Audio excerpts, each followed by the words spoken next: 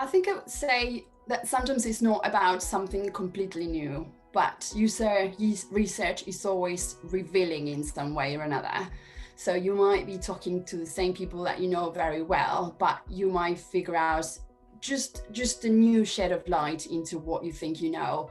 And in that sense, user research always brings something new to the table. Just have a go. So it doesn't have to be perfect, but it's really surprising how much insight you can gain from as few as 5 interviews with a particular user group. And absolutely, great, much better to get real insights rather than your own assumptions, and definitely better than not doing it at all.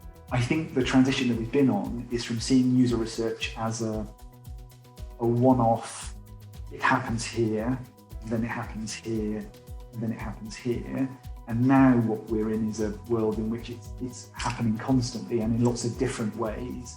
And if we want to find out what a particular change to a session, the impact of it, we can do it immediately. And that's a product of digital, but also of the agile way of working.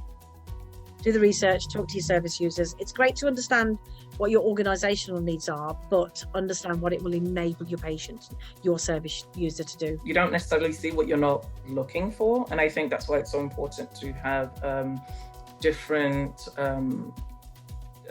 people with different access needs, kind of like testing it. Because of course, like for me, for example, I'd be the completely wrong person because I'm like, yeah, sure, it's fine. Like it works for me. But of course, we have to consider a range of disabilities and a range of access needs.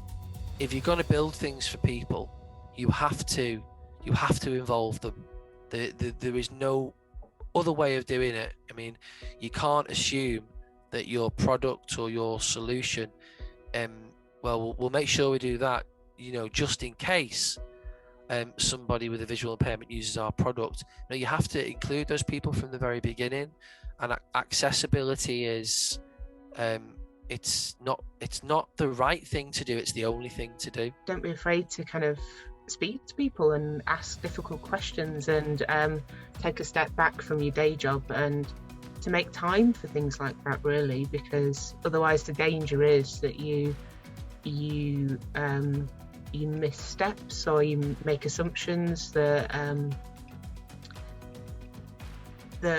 cost you and the people you're there to support in the long run, really. My advice is to network with other charities in your sector, to get involved with Catalyst for sure, because there's a lot of information there, and there's a lot of tips and tricks on how to conduct really feasible and usable customer research, I suppose, and to be open-minded about what you're doing, and to consider all the different possibilities that are out there.